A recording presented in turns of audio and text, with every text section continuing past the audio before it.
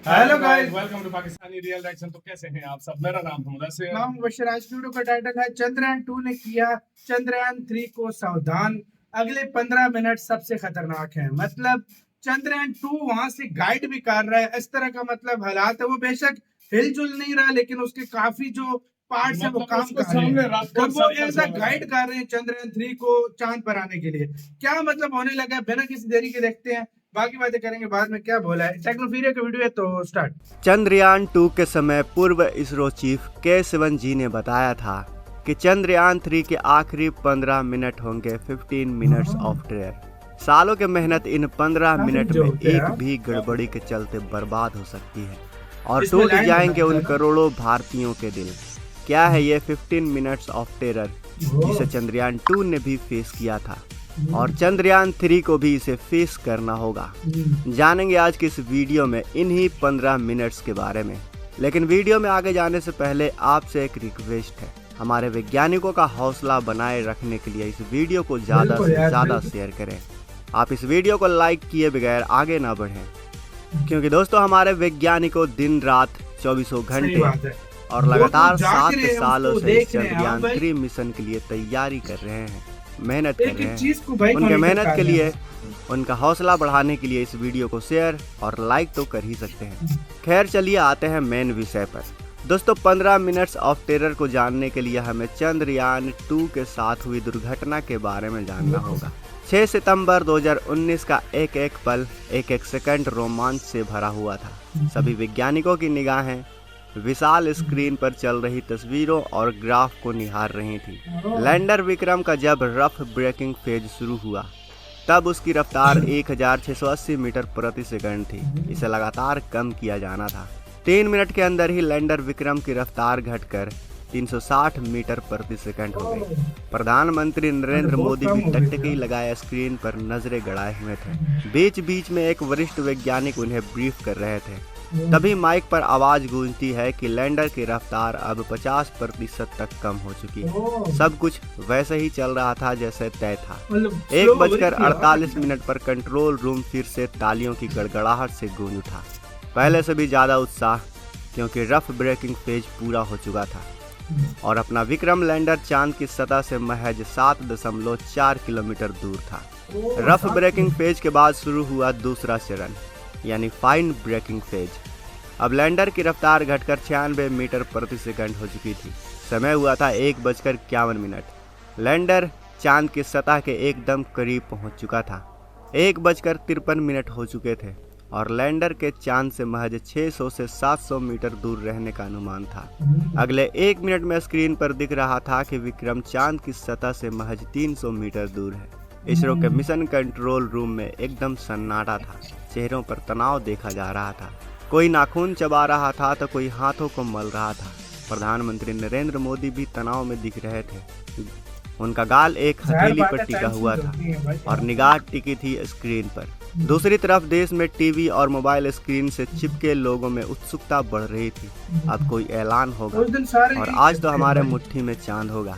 Camera दिखा रहा था कि एक वैज्ञानिक पीएम मोदी को कुछ ब्रीफ करते दिख रहे हैं। तनाव चरम पर था। कुछ वैज्ञानिक कुर्सी पर बैठे बैठे चेहरों को दोनों हाथों से ढके हुए थे। 1:57 हो चुके थे। तभी इसरो चीफ के अपनी सीट से उठते हैं। आगे बढ़कर वो कुछ वैज्ञानिकों से चर्चा करने लगते हैं। 15 मिनट्स ऑफ टेरर के ये कुछ आखिरी क्षण थे। तभी सिवन धीरे धीरे प्रधानमंत्री नरेंद्र मोदी की तरफ बढ़ते हैं। चेहरे पर तनाव साफ झलक रहा था। वो पीएम मोदी को कुछ बताते हैं और फिर से अपनी सीट की तरफ लौट आते हैं। कुछ समझ में नहीं आ रहा था कि आखिर हुआ क्या है। तनाव और सन्नाटा के वो क्षण किसी अनहोनी की आशंका की तरफ इशारा कर रहे थे। तभी माइक पर सिवन जी की आवाज गूंजती है। शायद ये उनका सबसे मुश्किल अनाउंसमेंट था। उन्होंने घोषणा की कि विक्रम लैंडर जब चांद की सतह से 2.1 किलोमीटर की दूरी पर था तब ग्राउंड स्टेशन से उसका संपर्क टूट गया और अब डेटा को एनालाइज किया जा रहा है। इसके साथ ही करोड़ों दिल बैठ गए। चांद को छूने की हसरत अधूरी रह गई। इतने पास जाकर भी हम चांद को नहीं छू पाए। दोस्तों इसी 15 मिनट्स को 15 मिनट्स ऑफ टेरर नाम दिया गया है, क्योंकि ये वही समय है जब लैंडर की स्पीड को 6000 किलोमीटर प्रति घंटे की रफ्तार से जीरो में लाना होता है। तो ऐसी स्थिति में जो रिजर्व थ्रस्टर रहते हैं उनका सही वक्त पर काम करना काफ़ी ज़रूरी होता है। ऑटोनोमस लैंडिंग काफ़ी टफ होती है, लेकिन इस बार जो हमने लैंडर भेजा है उसमें AI सॉफ्टवेयर फिट किया गया है।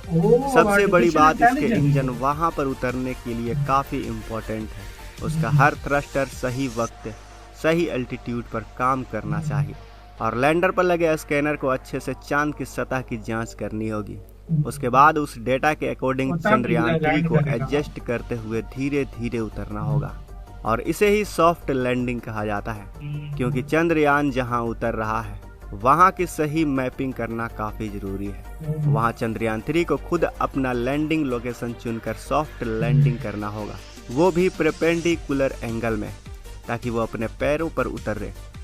देखिए यहाँ पर जो कमांड सेंटर है इसरो का, वो इससे कम्युनिकेट नहीं कर पाएगा और इसी वजह से हम लैंडिंग की लाइव वीडियो नहीं देख पाएंगे।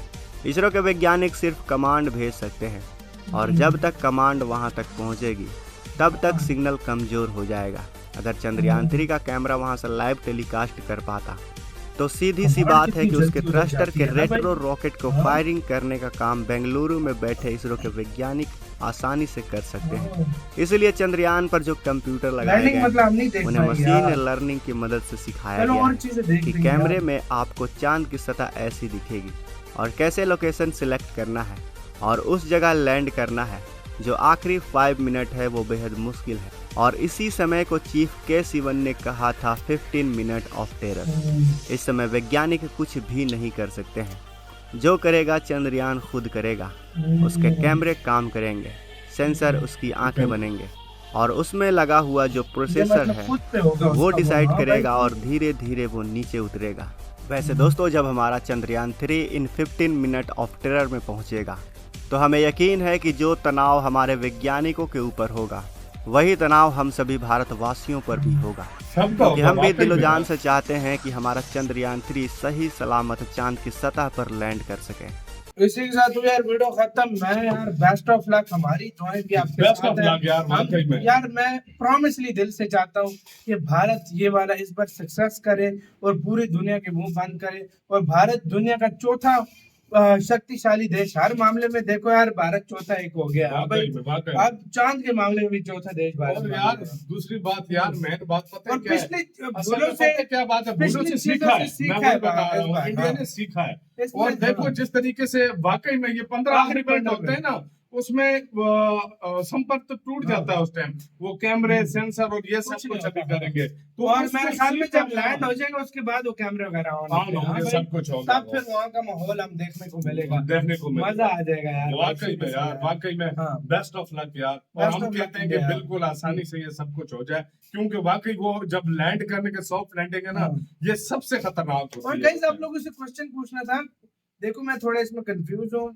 ये जो मतलब फ्लैग होगा, ये मतलब विक्रम लैंडर के ऊपर से मतलब फ्लैग भी भाई इस तरह बीच में कोई सिस्टम जिस तरह मूवीज में देखते हैं, कोई रोवर इस तरह जाता है तो फ्लैग फिर ऊपर से निकल जाता है। मैंने तो ख्याल से कुछ किया गाइस फ्लैग वगैरह भारत का। मेरे ख्याल से जब जाते हैं ना, जब इंसानों को भेजता है तब वो फ्लैग लगाते हैं, ये फ्लैग नहीं लगाते, ये सिर्फ पिक्चर वगैरह दिखाते हैं। शायद रोवर के ऊपर से कोई हिस्सा खोले और फ्लैग निकले, वो तो रोवर के ऊपर लिखा भी हो तो इंडिया का झंडा तो होता है ना। थोड़ा एक्सप्लेन कर दीजिएगा, अपना बहुत ज्यादा ख्याल रखिएगा तो यार।